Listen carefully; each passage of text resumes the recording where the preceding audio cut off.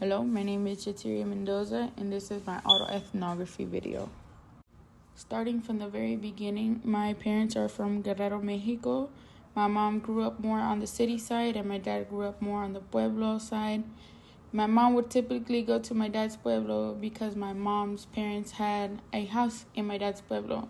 My parents knew of each other, but they didn't really talk because of their age gap, and they didn't have the same friends.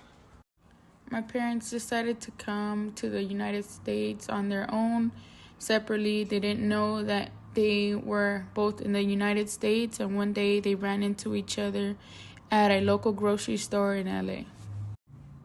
So they got close and started going out and got into a relationship, and they decided that they wanted to settle down and have kids. That is completely a lie. My parents unexpectedly got pregnant at a very young age.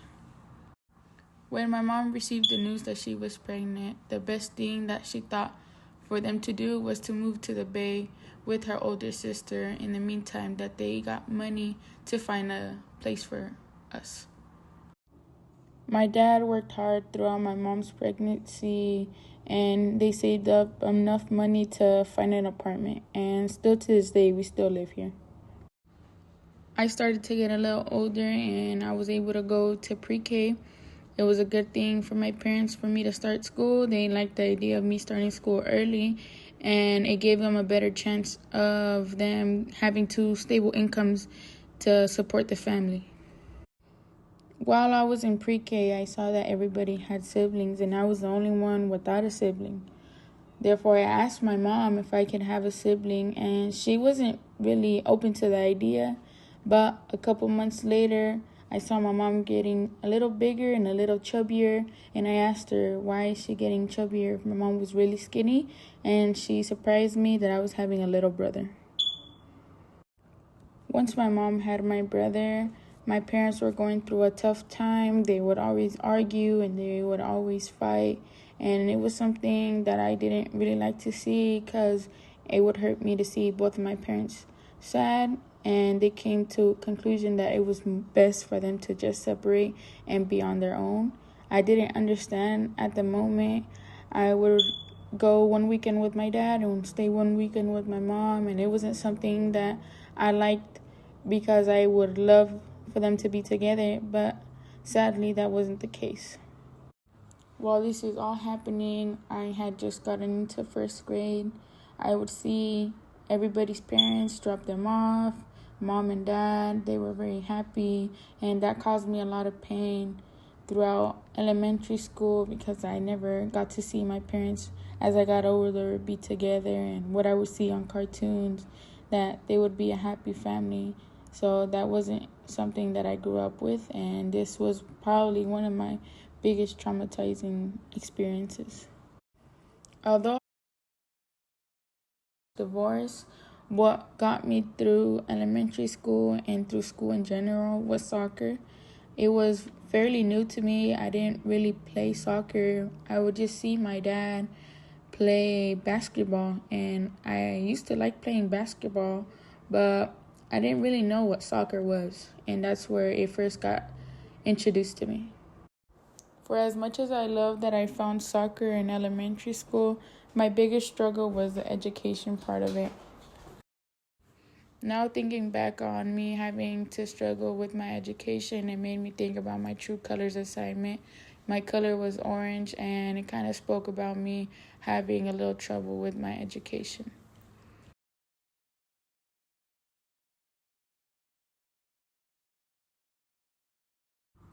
I was very passionate about soccer that I joined the after school program soccer team. I was literally the littlest kid on the team.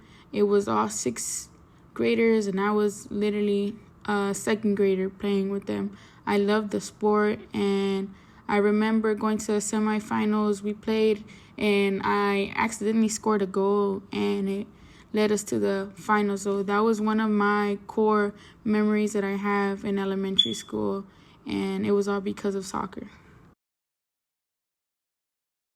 I got through elementary school, and it was one of the hardest but funnest times of my life. It is very sad for me to say that I have a traumatizing experience in elementary school, but I had so much fun throughout elementary school as well.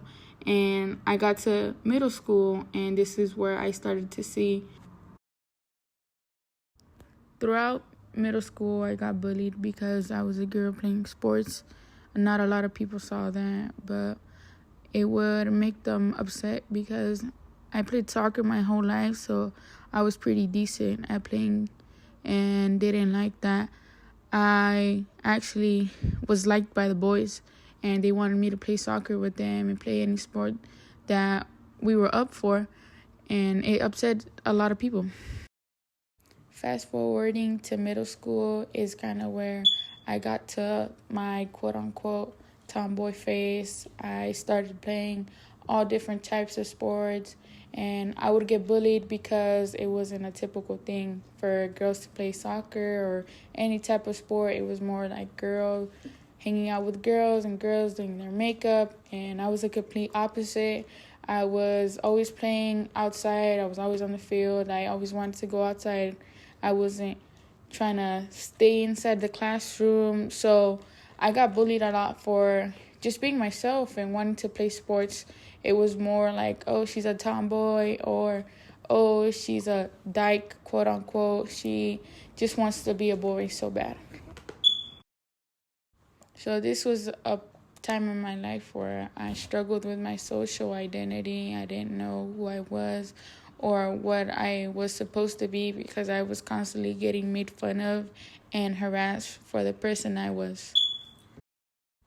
But I told myself that once I got to high school, I would do whatever made me feel comfortable, and that's exactly what I did. I got to high school and I started dressing the way that I wanted to dress and do what I wanted to do because I stopped caring what other people thought about me. At this point in time as well, I also came out to my parents, and I'm very privileged enough to have parents that were very accepting of what I identified with.